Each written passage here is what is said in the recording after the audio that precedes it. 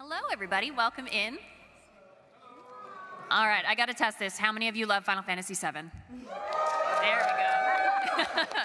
Welcome back. This is actually our 4th year. How many of you have been here for our panels before? Oh, we've got a couple of you. Well, welcome back. This year, we're going to be talking about the world's most dysfunctional found family, the psychology of belonging in Final Fantasy VII. This panel will be a discussion between fan and psychology backgrounds, and we're going to be exploring the use of trauma, emotional bonding, and interpersonal dynamics to create one of the most iconic found families in video game history.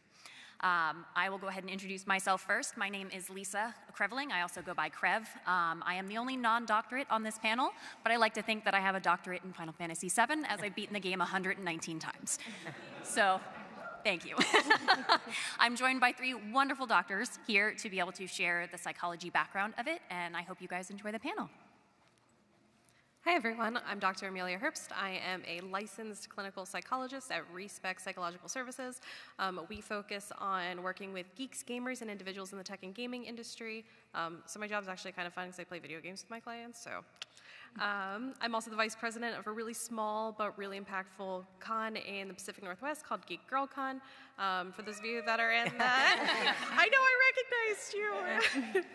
It's such a great con. If you happen to be in the Seattle area or the Oregon area in November, that is when it's taking place, and we'd love to have you. Hi, I'm Dr. Rachel Cowart. I am a research psychologist. I've been studying games for the last 15 years. I'm also the founder of Zeitgeist, which is a YouTube channel, but also a book series, and we're doing a Final Fantasy VII one this year, edited by lovely Celeste and one of our other colleagues. So my name is Dr. Celeste Sangiorgio. I'm a clinical psychologist, which means that I split my time between research and practice. So I see patients like one-to-one for therapy. The type of therapy I do is cognitive behavioral therapy, and different waves of that. And my research is in a few different pockets, but I make and test games to teach people mental health skills. And I do a lot of research on how things are represented in games, so like scholarship, and that's where that Final Fantasy VII book falls into, which we have a bunch of wonderful chapters by different authors, and I'm excited for people to read it. Love it. So let's go ahead and start out with a very simple question. What defines a found family in psychology or therapeutic terms, and how does our Final Fantasy VII family reflect that? Anyone? So the chapter I'm doing for the Zeitgeist book is on caregiving representations in Final Fantasy VII, and I think a really helpful way to think about any situation, and it fits into family as well, is there's roles, right? And roles are a set of expectations that you have about yourself, like what you can do in a situation, and what characteristics you have as a person that you carry through different situations. So in a found family, you have a group of people who have taken on different roles, and they reflect and are in a dynamic with each other. So that's a much more doctory answer than I was going to give. It's very good. A found family to me, I would define as a non-biological family that comes together around shared experiences rather than biological necessity. That's the wrong word, but that's what you're getting. Anything to add? No, they both knocked it out of the park. Yeah, you guys both have the psychology answer and the answer I would have given, so that's perfect. So what psychological needs are met through found family structures? Oh my God. For those of you that have biological families and found families, would you say your found families meet a lot of needs that your biological families might not necessarily meet? Yeah, okay, there's a lot of head nods, yep. So when we think about psychological needs, it's not just like what families are typically known to provide us. Like, sure, we might live in a household with people that they feed us, there's a roof over our heads, they help us get to school, maybe they make sure we have clothes. But found families provide needs like taking an interest in what we're doing, showing up for us in moments when we really need help, sitting and listening to us and helping us through problems. They create a sense of emotional safety when we might not necessarily have that in our own biological families. Love that. Yeah, and I think it's something to relate to. I mean, I think we all have one person in our life. It's the guy who feels like a brother or the woman who feels like a mother to us. And I think that's such a powerful aspect that can help kind of bridge the gap between our own family life, whether that's positive or negative. Mm-hmm. Yeah, and I agree. Like, it's one of the notes I have here, right? That found families can provide pretty much every component of support, whether it's physical security, emotional support, physical like resources, right? Tifa has a bar and people can meet up there. Zach helps defend Cloud, right? Like he doesn't believe in himself and he gets like kind of physical support. And one of my kind of favorite developmental models to talk about and think about, especially in games, is Erik Erikson's psychosocial stage theory, where there's different challenges that are kind of defined for each age group. And so in your 20s, where a lot of the characters are in Final Fantasy VII, there's intimacy versus isolation. Oh, and I should say Erik Erikson also is, the identity crisis is like attributed to him. So even if you haven't heard, you probably heard of him.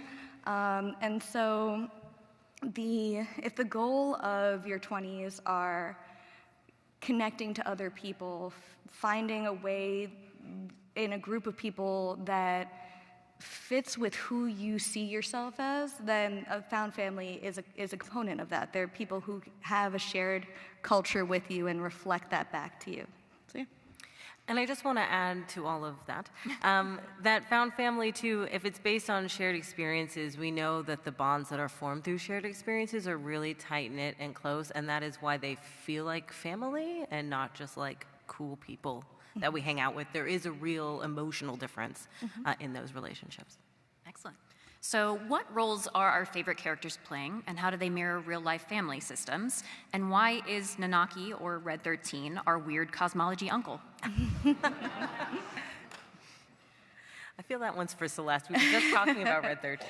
Yeah, it's interesting. I feel like with the caregiving chapter, I ended up like talking about him more. Like I didn't realize there were so many people who are in like very much so the child role, and I was thinking about the child role and like where it fits into a family system. There's a certain amount of like challenging that children do that I think could be really helpful for like the stability. So I guess it's just a lot to say that all of these roles are in balance with each other, right? A way to think about this is if you have siblings, right? Each like sibling has a relationship with the parent, but that's unique partially because of the other sibling's relationship with the parent. If someone is more vocal, then maybe the other person gets to be less vocal and so forth. So I think you can see that balancing in Final Fantasy VII. I was trying to think of good examples. I feel like Barret is very vocal. He will vocalize what is happening, and so that's nice for other people, right? Like they get to be like, yeah, he's right, or not, right? So someone gets to start that conversation, and then other people get to respond to it. So that's a really important role in a family system.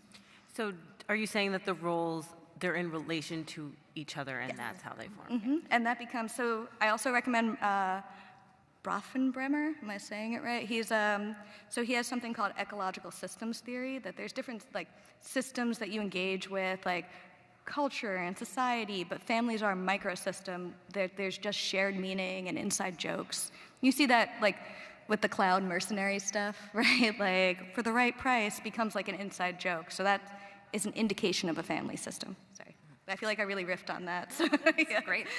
I mean, so bouncing off of Celeste, so for shippers, I'm so sorry if this ends up screwing up stuff, or you're welcome if this validates you.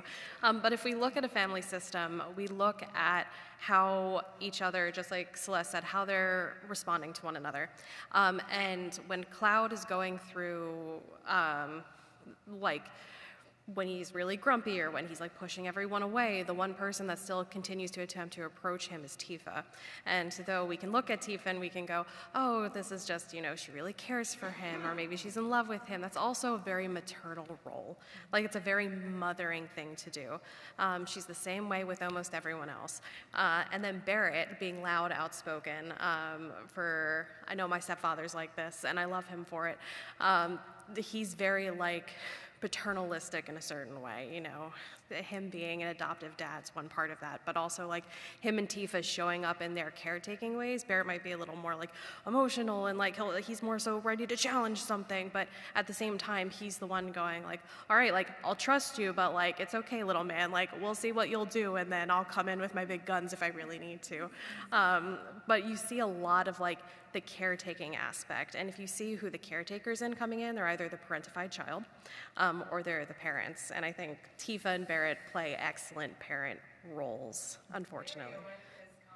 Right. Isn't it all Oedipus we can get at into the that. end? Like, yeah. Nothing to add. Well, I wanted to kind of highlight some of the other people in there. I like to think that Sid is just the angry uncle. I don't really know how else to explain him. He is very set in his ways and very kind of aggressively himself. And I think that that sort of just relates to, I feel like everybody in their family has some sort of weird uncle. And then the brooding cousin is Vincent. And I think we all kind of relate that in a black sheep kind of way, simply just because Vincent has been through a lot of trauma and he's found himself in an isolation kind of way. So he's pushed himself away from everyone he could hurt and who have hurt him. And that is something that a very like black sheep of the family sort of like, edgy cousin or edgy brother would have done in that situation too. All right, so now we're gonna get into some deeper stuff. Does Cloud's identity crisis challenge or strengthen his place in this family? So I'm gonna say strengthen. We're looking, if we want to look at Cloud's identity crisis, we're looking at a teenager going through an identity crisis, and we're looking at two different parents trying to figure out how to navigate that. So with each episode Cloud has, with each flashback, with each my brain, embodiment of Sephiroth, everything that we're seeing is very much a teenager in an identity crisis, which makes him really, if I were to think about this in family therapy terms, I did family therapy for years, Cloud is the identified client. He is the one acting out. He is the one that everyone's really concerned about, even if there's other parts of the family that need help too. So I would say it definitely strengthens it. I agree, strengthen, because it brings them closer, doesn't push them apart, which I think is a magic of a found family that maybe differs, at least a lot of times, I would say, from a biological one. It's funny, I had a note here being like, identified patient, who is it? I think, that's true. So thank you for helping me see that. I think that they are interwoven, right? So like, Cloud was going to go through this identity crisis either way, and he gets the capacity, like he gets the strength to overcome it in a healthy way through the family system in two main ways. So one, through the intimacy and relationships that he has with the other characters. So he becomes more confident in knowing himself, right? So one of my favorite examples of this is since he has Zach's personality wholesale, right, or tries to, Aerith has this like natural playfulness, right? Like that's like part of her character, and he is definitely not picking up what she's putting down in the same way that Zach does. Like they have such a cute, like playful dynamic, and she tries. And I think that the way that Cloud reacts to her is specific to Cloud and not Zach, right? Like he has his own, they develop their own dynamic, and when something like that happens, it is a real opportunity for healthiness because it reflects back to the person that like, wait, when I react in a way that's more compatible with me and my comfort level, that feels better. And so I think he can overcome it because of that relationship, and also he develops a confidence in trusting other people, which I think helps him overcome like Sephiroth's appeals, right? And trusting Tifa in the live stream, right? To guide, he has to get to that place where he can trust other people, and he develops that through the plot. So, yeah. Love that. Yeah, and I think it was really important how Aerith and Cloud interact very differently than Zach and Zach and Aerith. And I think it's interesting because you can see how she changes in this as well. So like, she's very lighthearted and very not naive, but like childlike with Zach, and can feel very vulnerable, whereas she's kind of stepped into this like sisterly role. And again, not I'm an Aerith Cloud shipper, so, you know, and I know that angers people. But it is a very different dynamic because she's now kind of stepped up into this, like, almost like a big sister role when it comes to Cloud. She's, like, constantly looking over him, and she's challenging him in different ways, a little bit more so in the remake and Rebirth versus the original. But it is really interesting to see how we originally tied in that each person has a very different relationship with each other. So, like, I wouldn't necessarily think, like, you know, Tifa and Barret being, like, connected like that, but in a way it makes sense when she's like maternalizing the rest of the group, but she's not like spouse to Barret, so like it's kind of their like a sisterly and brotherly bond there too. I love that. I also want to say, so my background's in, before I did clinical psych, I did personality psych, and there's a reason that there's overlap in these roles, right? They share traits, so like it's fine, like if you are nurturing, right, that's like a superordinate, that's something that's shared between being a parent and like mentoring someone at a school and like being a leader or even caring about the planet, for example. And so I think, you know, like, if you are nurturing a friend who's like learning sword fighting, I don't know, right? Like, are you parenting them? Maybe in some capacity. So there's like a little bit of like shared capacity. So you're not necessarily like being someone's mother if you're mothering them. Yeah, I don't know. I just want to highlight that. Love it. Excellent. So how do shared traumas forge bonds between characters, such as with the Nibelheim accident and Sector 7? Nothing forges bonds like trauma. I think there's like two main ways, right? So one is that I know I talked about like a microsystem before and a family system.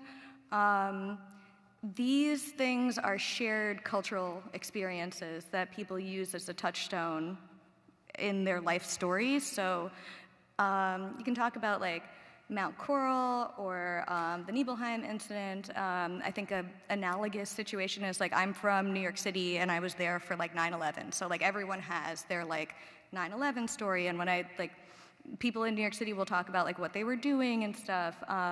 And then there's the other system of like people in the US talking about what they were doing for 9/11. So like these are all shared cultural experiences that then have another layer to them, because one of the way people make friends and develop a found family is through recognizing shared characteristics in other people.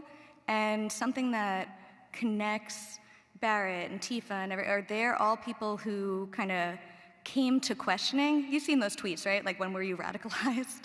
I think that like they all went through that process. So people go through things, but their responses are different. So the way that you talk about things determines whether or not you're going to be compatible with other people.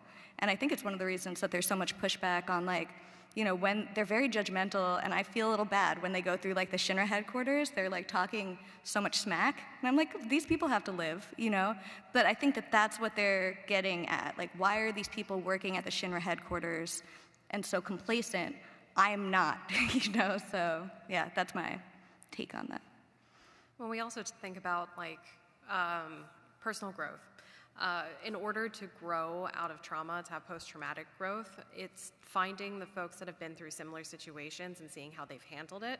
And then if they've handled it in a way that is healthy, if they found meaning out of their experiences, they're more likely to grow as well.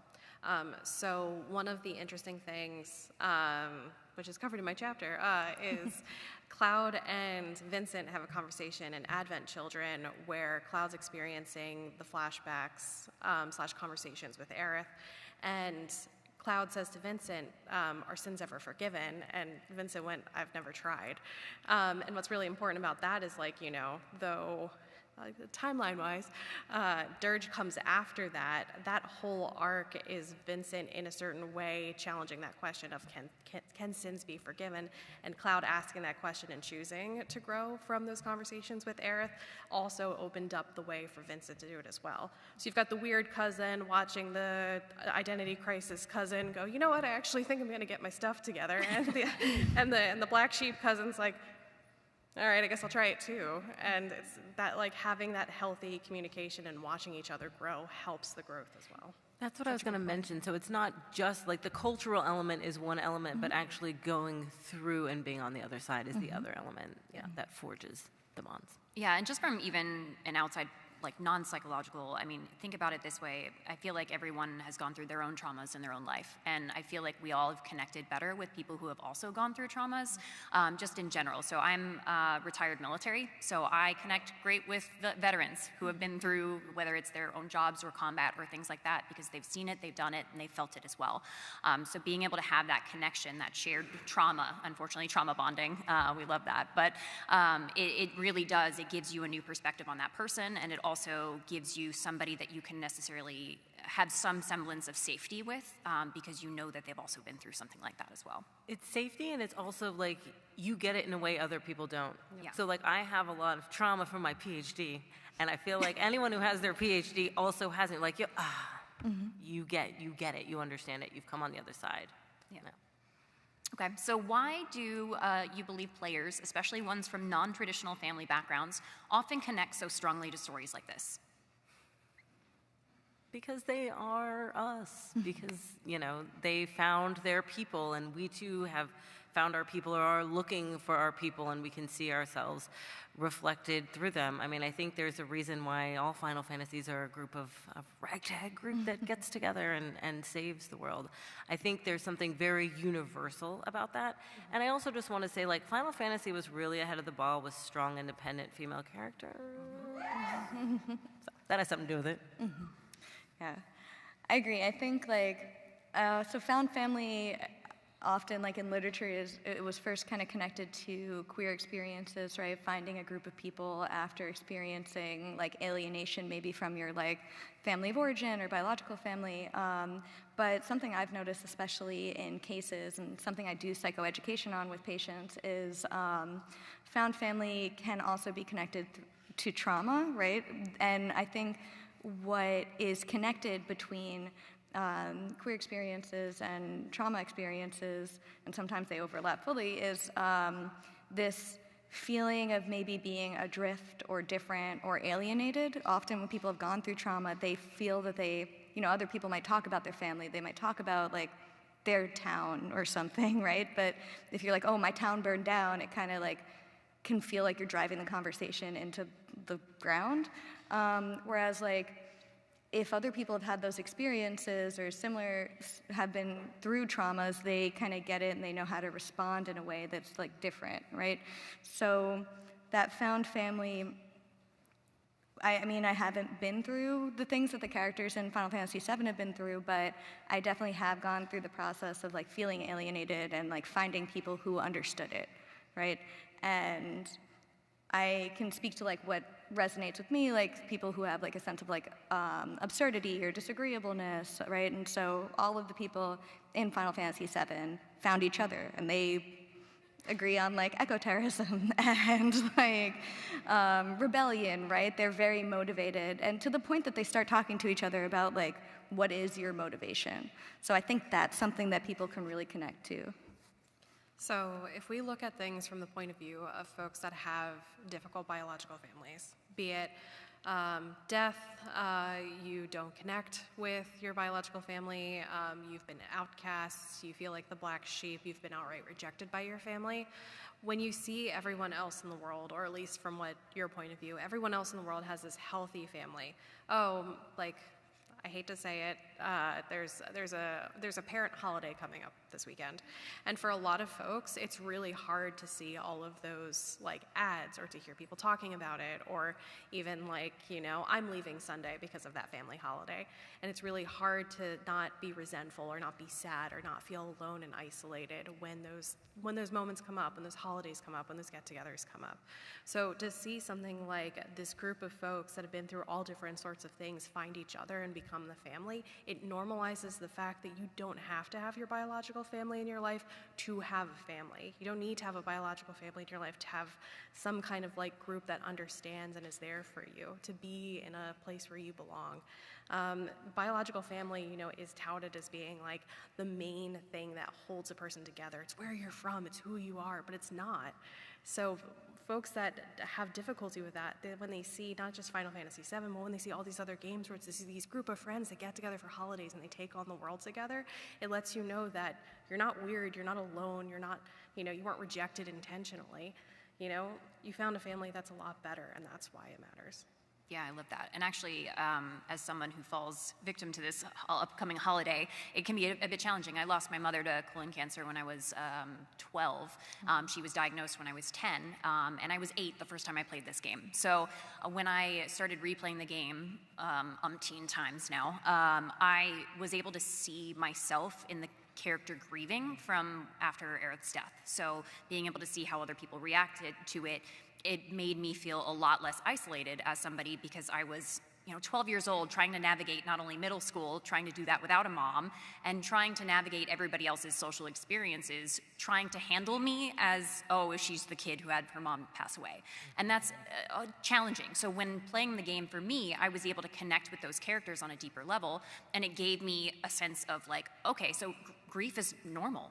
Like, it's natural, and I'm not feeling like I'm just this random person that everybody is kind of like shunning because they don't know how to deal with me. And I could see like there's anger in grief, there's sadness in grief, there's avoidance in grief. And it made me really, truly look inside and see like how I can handle my own grief through the game. So that was something that kind of latched on in the early playthroughs for that. That gave me chills. Oh.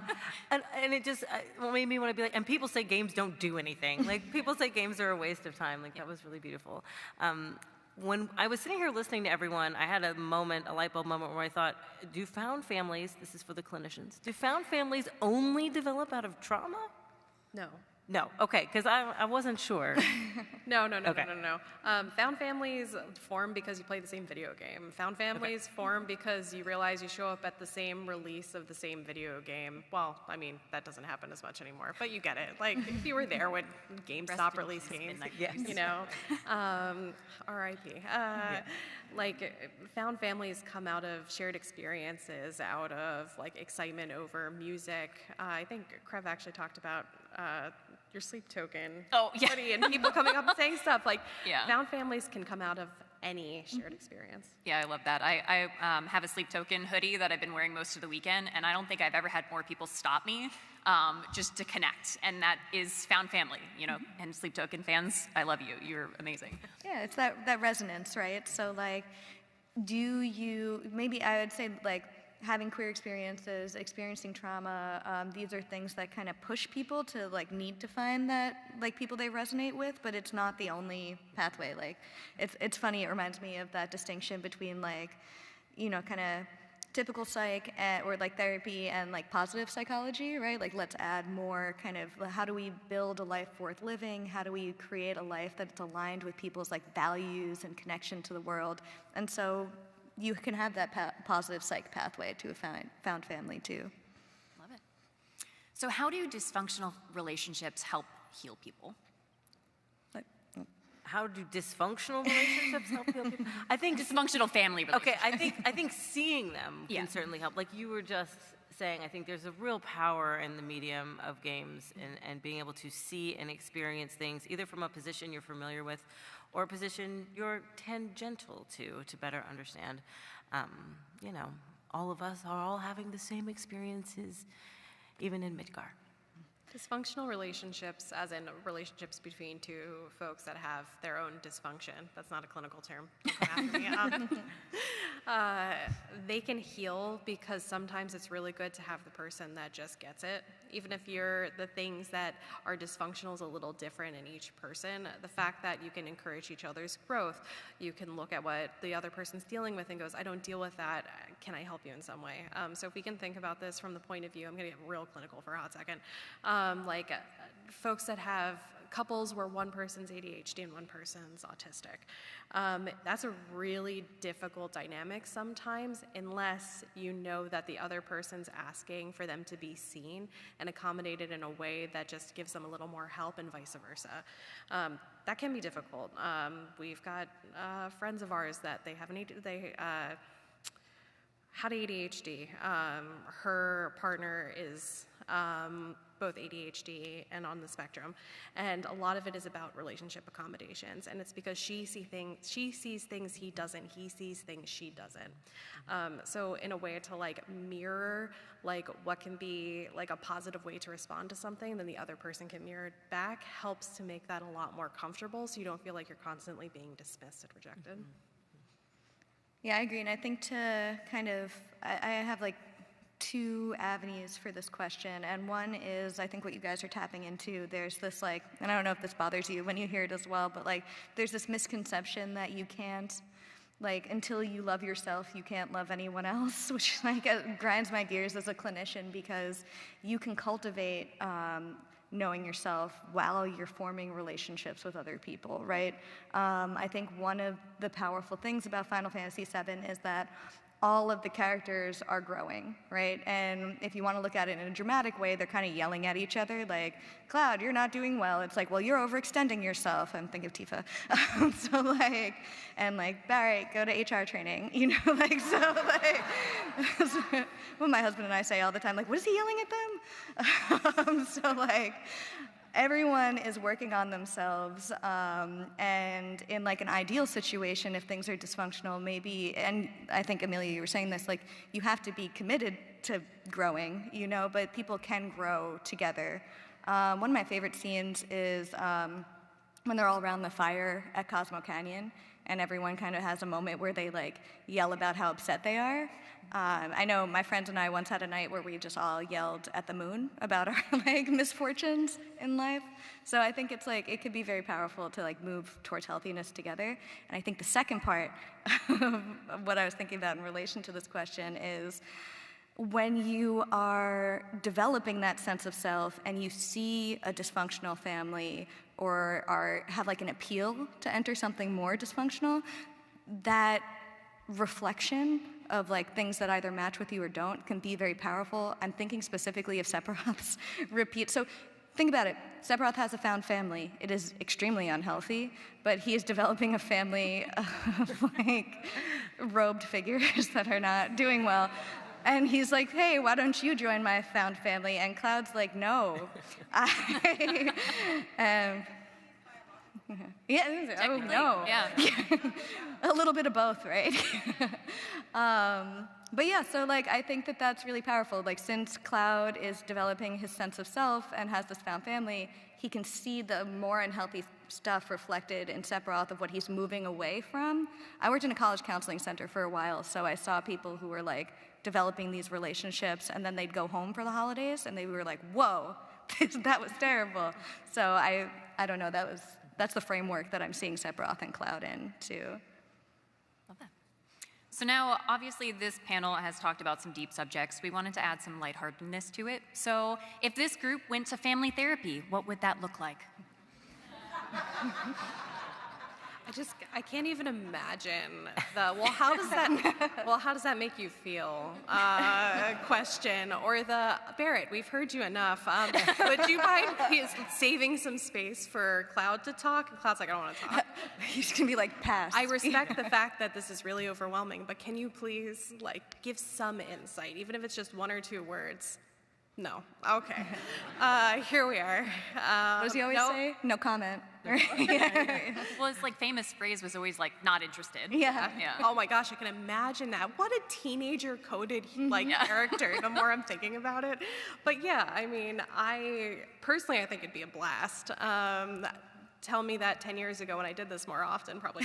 But yeah, you could definitely see the dynamics playing out. You've got the teenager coded one that's like, I do not want to talk. You've got the overly involved, highly anxious, kind of skeptical dad figure, like running his mouth because he doesn't know what else to do. And then the mom speaking for the kid. Like everyone else, we've got like the sisters that will probably try to put a positive spin on things. I don't even know what the chaotic uncle would do. Just why am I even here at this point? He wouldn't come. I was like, Sid wouldn't show up. Sid wouldn't show up.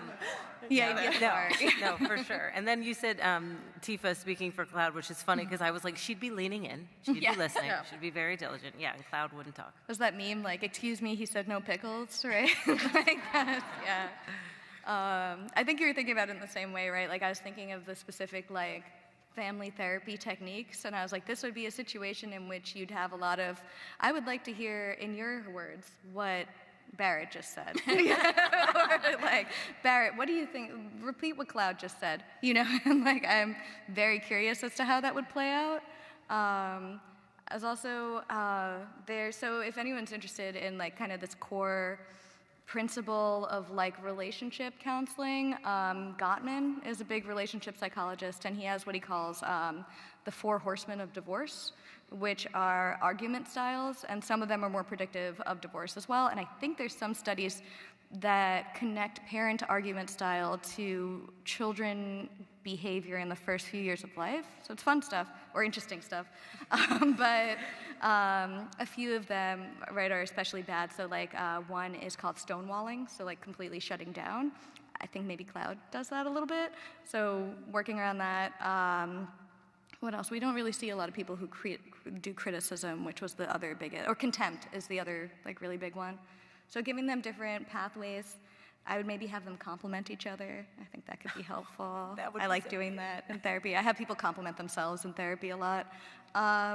And one of my favorite tiny scenes in the remake is kind of like a co-regulating coping skills moment where Barrett's like having panic symptoms because they're gonna bomb a reactor. It's a panic situation. So he's like pacing back and forth, and he sees Cloud take a deep breath and stabilize himself, and then he does it, and then he does it again later in another scene. And it's so funny because like knowing these characters when I was like a young person playing the game, I would never imagine that Cloud would model a coping skill. That is not something that I expected, but I like the Gen Z version of them. But I'd probably, especially since it's happening already, like increase that co-regulating and see if I can build out that a bit more. So that's how I'd approach it in family. Do they need family therapy? I think they get to a healthy place. So I don't know that they need it. So I think that's cool. I just really want Cloud to draw a picture of his family. I was also saying, like, would you crayons? give him? Yeah. Would you give him stuff and let him color in the corner? That's actually what I was thinking. Yeah, no, that's exactly it. So you were mentioning contempt too, and then I was thinking about if Sid did go, he would just complain the whole time about what everybody else was doing wrong, because we know how he treats like Shara and things like that too. So it's like I can just see him if he did come, and that would be like somebody would have to drag him in.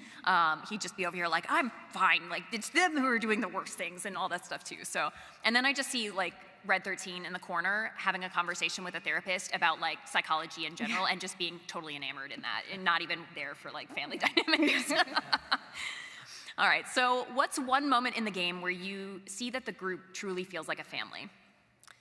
I think you mentioned Cosmo Canyon. I think that's the moment where they feel like a true found family, because showing your weaknesses and being comfortable in your grievances and the feelings that are uncomfortable and yucky that you don't normally feel comfortable showing so freely, I think that's the magic. I'm rocking my Amelia. Yeah. I guess I can jump in. So one of that moment, the Cosmo Canyon moment for me, and then also down in the crater, like right before the final battle. I have that. Yeah, that was probably the one moment where I'm like, oh yeah, they're like gung ho, like the Let's Mosey, like everybody's coming together, kind of like as a healed version of themselves, sort of, and going into that battle. Yeah, I think any moment where there is that like where they're reflecting to each other that they know each other, that like this is what I think you should do in the context of who you are. And I think like Before the Crater is such a good example of that, because they're all like kind of like joking with each other, like, oh, you would show up late, or like, why would this happen here? You know, like it's very like, I know you and see you, but it's also like motivational and supportive. I was trying to decode my notes too, because for remake I have planning after wreckage. What does that mean? But I mean, you watch it develop, right, with Cloud, and at first there's this like, he's like pushing people away, and then they get to know him and they're like, no, you're joking, right? And so those moments of knowing, right, where they're like, okay, for the right price, and he's seeing it reflected back when they're climbing the wreckage. I think that's what I was thinking of. So I think my hesitation moment is because the moment that I think really was warm to me after playing the game and then seeing Advent Children, that was a movie I watched about 20 times when I was a teen, so get off me. Chris isn't here and I'm arguing with him, like he's here making faces, is when they all show up to fight Bahamut Sin. It's one of those things that you don't see most of the characters. Maybe you hear about them, maybe you see them like briefly, but the fact that they all show up together, it's like hey, I really need my family, there's something going on right now, and then they all just show up and they do what they do best together, especially the scene where they're all like bopping Cloud up, like up the human slash super, ladder. And it was something that felt like there was such a big connection moment after a lot of them hadn't seen each other in a while. Excellent. So another fun-based one. Which duo would win a team-based reality show, and which one would absolutely fail? I could only come up with 2 duos that I think would do well. And then I like racked my brain to think of other groups, and I was like, nope. So I think Tifa and Aerith, if it was a strategy-based, like would do well. Also, like Tifa can like punch a boulder in half. So like, I think she'd do pretty well. And I think Barret and Red 13 would do okay as long as there wasn't too much strategy involved. Anyone else, I was thinking about all these different combinations of people. Do you know in Zoolander when they're like, the files are inside the computer? I think that all, like, if it was like, like Barret and Kate Sith, or like Sid and anyone else, Sid and Cloud, like, It's an auto fail. Yeah, right. Even if it was Tifa and Cloud, I feel like it would not go well. So those are my 2 groups, I think. I wouldn't pick Tifa and Cloud. Tifa and Aerith. Tifa and Yuffie. Oh, They'd forgot my crafty. favorite little sister. I know, we love her. I love her. See, I would almost like second guess that one though too, because Yuffie is like the perfect adaptation of ADHD in my mind. And I saw myself a lot in her growing up too. So like, I feel like she would definitely need somebody who could like ground her for sure. For sure. So if it was team-based, meaning they needed to work together, Yeah. I think for me personally, very early on, Cloud identity crisis, Vincent not talking to anyone, I think those 2 would fail. It'd be like, go do this thing, and then they both separately but together try to do it. It's like, no, okay, you're not communicating. Another one I'd love to see is Jessie and Tifa. Oh, yeah. Yeah, got some Jessie lovers in here That's too. a We didn't good forget one. about her. But yeah, I think any of the like women together would just be an auto pass for me. I think. Yeah. We love strong, independent women. I like that she said Vincent and Cloud. Do it silently. Go to your separate corners and do it yourself. Love it. I feel like with Tifa and Yuffie too, I imagine they would win but fail by the parameters of whatever the task was. So like I'm imagining like getting out of like an escape room and Yuffie like breaks the wall. Yeah. And they're like, we won technically. We won fastest. It counts. Yeah. Or Barret just blowing a hole with it. Exactly. I figured it out. You didn't tell me I had to follow the rules. Yeah. Love that. Okay, so our final question before we open up for questions from the audience is, how can media like Final Fantasy VII help players reframe their own experiences with family and belonging?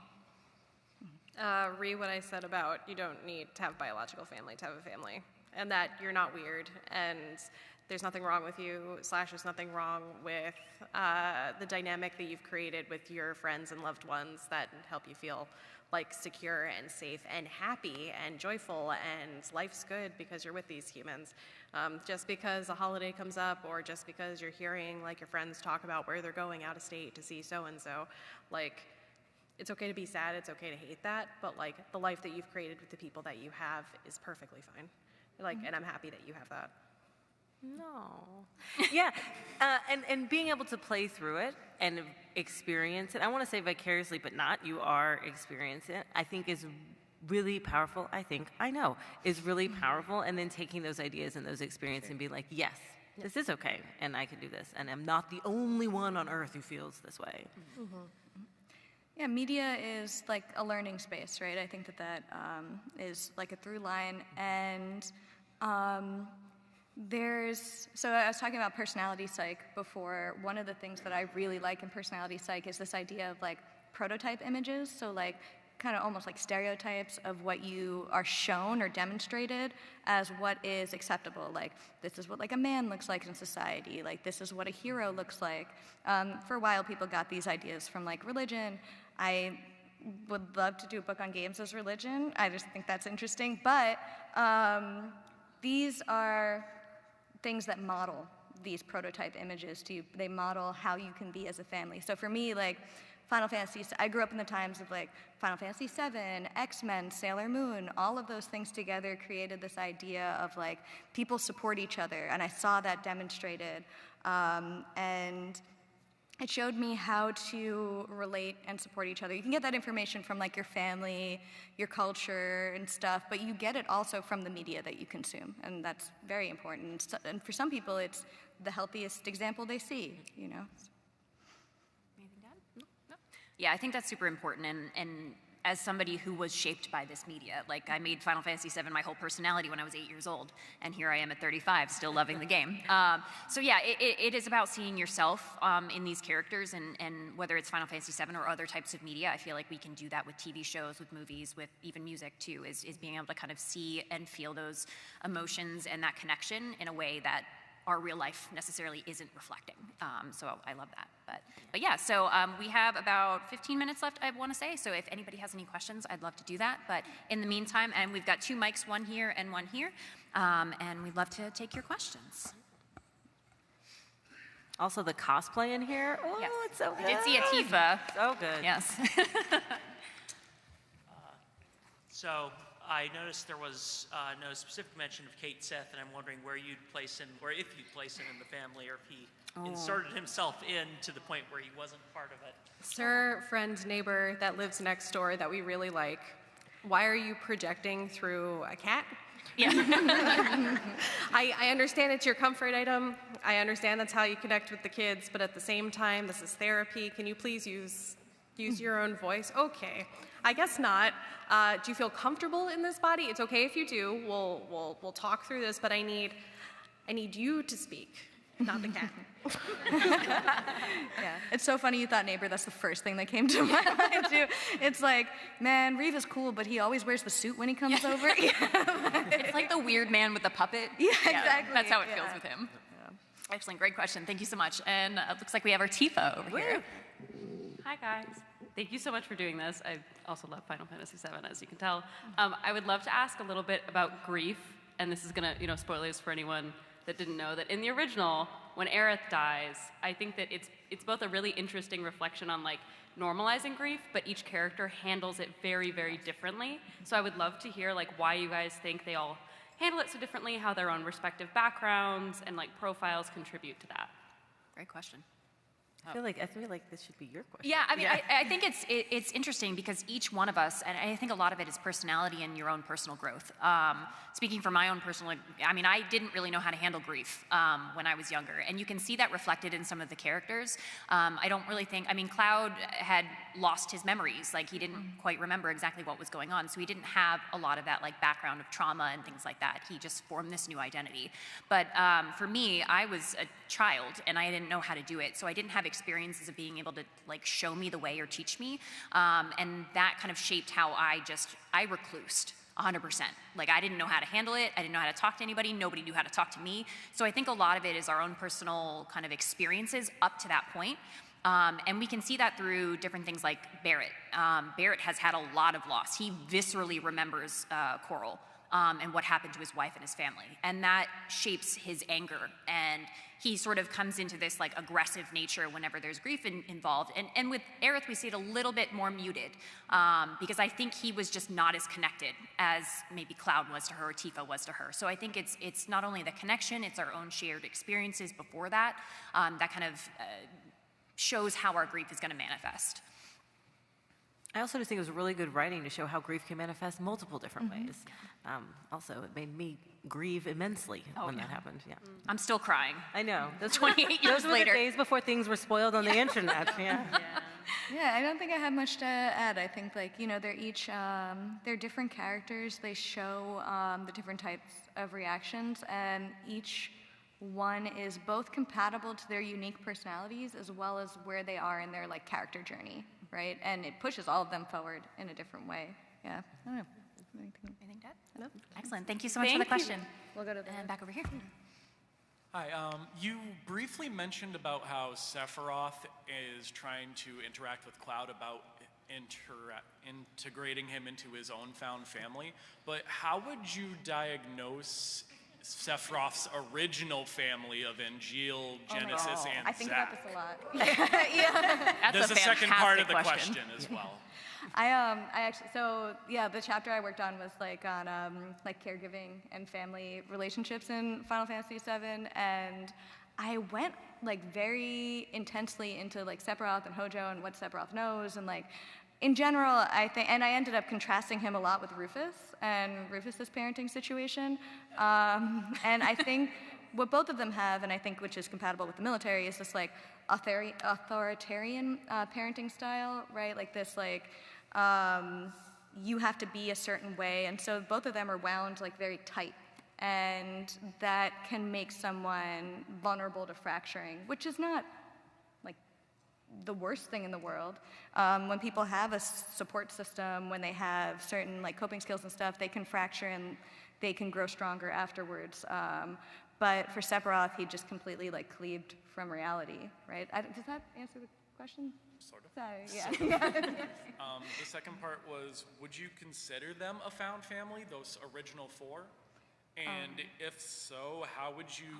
You're talking about Angeal and stuff. Yeah. Oh, okay. I thought you meant like how he was raised. No, those before specifically those 4 being a found family, Like if they Angeal, are, Genesis, and them. and how their end kind of reflects in the way he pursues a newfound family with Cloud. That's a good point. Yeah, they struck me as like a friend system. I felt like it was missing a deep level of like intimacy that maybe you find, and that reflection that we were talking about, and maybe that's the difference, right? That vulnerability of falling to pieces. And so yeah, I think that what you're tapping into makes sense. This like intimacy can be helpful, but it has to like be there, or else this like set of risk factors still remain. Yeah, I think they were sort of forced together more so than being like a true family. Because even when you're playing through like Crisis Core and things like that too, they're not close. Yeah. And they're not like connecting on a deeper level. And I think the others are a little bit closer than Sephiroth is to the rest of them. But yeah, I would say it's more of just kind of forced proximity more so than an actual found family with Yeah, them. they didn't have that self-selection, right? Yeah. They didn't like recognize and resonate with each other. Yeah. Yeah. Thank you for the question. I appreciate Yeah, it. it was fun. And back over here. My question's actually really similar to his, but I was also thinking about Sephiroth, and I was like thinking about how much does his villain arc reflect his failed found family, and like how can you reach somebody like that? Like how would you as clinicians reach someone like? If Sephiroth came into your office, what would you do? Oh man, he's got a lot of stuff he's got to Probably work die. through first. So like similar to the previous question, that was actually what I was sitting and thinking about. Like if that original unit of 4 wasn't really a family, it's because he wasn't ready to accept that yet. He wasn't ready to get that vulnerable, which is why it does feel more like a friend unit than it does like a family. And then this like forcing of this like Cloud coming into this found family or partially biological family that he's created is because he doesn't know how else to do it. So if we were to look at Sephiroth, and if he were to be across me in my office, I'd be like, all right, we got to go back to the beginning, man. Like, you are just not connected, and you are desperately trying, and you do not have the skills to do it. So let's figure that out together. Because he doesn't know how to do it, you know? If you think from his very beginning, like, we think about, like, biological bases, like he was ripped from his mother and immediately like isolated and experimented on, and like what does that do to the brain? It does a lot, and it doesn't, you're not like irreparably damaged, but at the same time like there's nurturing that's missing. Like he wasn't necessarily provided the framework to be able to make those connections, to learn to be vulnerable. So if he was vulnerable, he was weak, and that's not what they wanted, which is why he couldn't connect to his original group of guys, which is why he is forcing some kind of a relationship. The most love he ever got was when his components were trying to find Genova's head in Advent Children, and they only like cared about him because they cared about Mother. And that's bad when like your younger brothers are like, we need to find him, we need to bring them back because Mother wants it. And like we do not care. He only gets praised, right? He doesn't really get seen for like who he is. And I think like one thing you can see, and he kind of like announces often, is he's very heavy in his beliefs. His beliefs are doing some real, they're like a load-bearing wall. And when I start therapy with people, a lot of times I try to like identify what they're tapped into. He's definitely a cognitive person. He's tapped into his thoughts. I do not think that that relationship between his thoughts and his emotions and his physical, that is not connected. So you want to put those all back in touch with each other, because the way he's responding to situations, he's forcing these beliefs onto the situation that are incompatible. And I don't think he's happy. I went through this a lot. He's not happy. With his, when I was writing the chapter, I was like, is he happy? He says he's happy. I don't think he has the actions. Carrying your headless mother around is not the actions of a happy person. Yeah, so, yeah, anyway. All right, so we've got about 5 minutes left, so we've got time for some couple of quick questions. We'll pop back over here. Hi there. So you kind of mentioned that, like, you know, in the crater before the final fight, we basically see the family unit in its healed state. And I was curious how you'd view what kind of progress do they have post FF7 in, like, Advent Children or any other media that takes place after they've reached that healed state? Ooh, that's a good question. I think Advent Children kind of shows us a very different dysfunctional family than the first game. I think we sort of lost Cloud in that point, and how he sort of kind of succumbs to the grief of losing Aerith. And yeah, it's very different. We see kind of Tifa still in that kind of maternal state, trying to protect him and trying to, you know, bring him back, so to speak.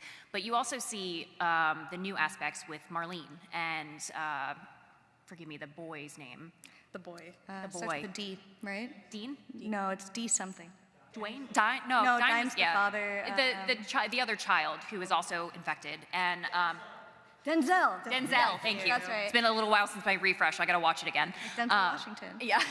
So we also see him sort of falling into a parental role, which is the first time we've ever really seen him do that, with kind of understanding at the end of the movie, not so in the beginning, because he's sort of just off in his own thing. So yeah, I would say it's an interesting kind of dynamic and switch there. It's one of my favorite, this gives me an opportunity to talk about one of my favorite concepts in Eric Erickson's model, which is that, like, just because you've done one crisis doesn't mean it's over. Each, like, phase has its own crisis. So, like, the next one is generativity, right? Now that you know, so it's identity first, which Cloud struggled with.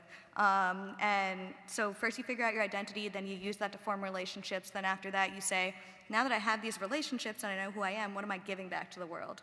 And so Cloud struggles there. He's like, I don't know that I can effectively, like, care for a child. So he, like, really kind of breaks down, and you see a lot of, like, people, when stuff happens, they tend to fall back on their unhealthy coping skills. And so Tifa pushes more, and I think that it shows that you can have these tendencies, but you can also learn and, like, spring into action more quickly and heal more quickly the next time there's a crisis. Love it. Thank you so much for the question. Back over here to our Final Fantasy 15 cosplay. Yay. No, I'm not 15. I'm 7, totally. Oh. No, you have no idea how many times I've been called Cloud today. Oh, no. Besides that, so since we're talking about found family and how a lot of that has to do with kind of assumed roles, whether people are conscious of the roles that they've assumed or they've just kind of stumbled into them and they're unaware of them, I was wondering if you guys could speak on essentially the phenomenon that happens when you've already got these kind of, quote, set roles in your found family, and someone steps out of their wheelhouse and they fall into another role. Because like, from a narrative perspective, I've seen that those are usually very powerful moments, not necessarily in good or bad ways, but and I've mainly seen it in, like, biological family settings. So I was curious for found family and specifically. It's fairly similar. At least from my experience. I don't know if anyone else has any other. It's fairly similar. That's, like, when we think about, like, family therapy, and everyone has their role. In found families, in a certain way, everyone has their role. I don't know if everyone has, like, really close, like found family, and if somebody that's not typically the maternal person suddenly becomes the maternal person, and see how the maternal person starts responding to the fact that somebody's taking their role. Normally it's kind of uncomfortable to start unless everyone has a super healthy dynamic, and the maternal person's like, okay, thank God, I can take a step back. But it's unbalancing the system that's in place. Systems like being the way that they are, which is why family therapy is so hard but also so powerful, is that person, as soon as somebody's role starts shifting, even if it's healthy for them, the whole system breaks. It's not working anymore. So sometimes with found families, it's the same way. One person gets healthier or they get unhealthy, and then the whole system starts to respond and attempt to figure out, like, who needs to take on this role? Does somebody actually need to take on this role? Who needs to step up? How do we address this with this person? It's like, I don't want to say chaos abound, but it kind of is to a certain extent. Like, oh no, the weird cousin is suddenly really healthy. Like, what do we do with this? Like, who's going to be the person to make the weird jokes at Thanksgiving, you know? But roles evolve because Right. people evolve, so the system must evolve or break. Yeah. You gotta get that trauma bond, right? Yeah. All right, well, that actually holds up our time at the moment, so let's just do a quick outro. We'll be happy to take any questions afterwards if anyone would like to ask their questions still.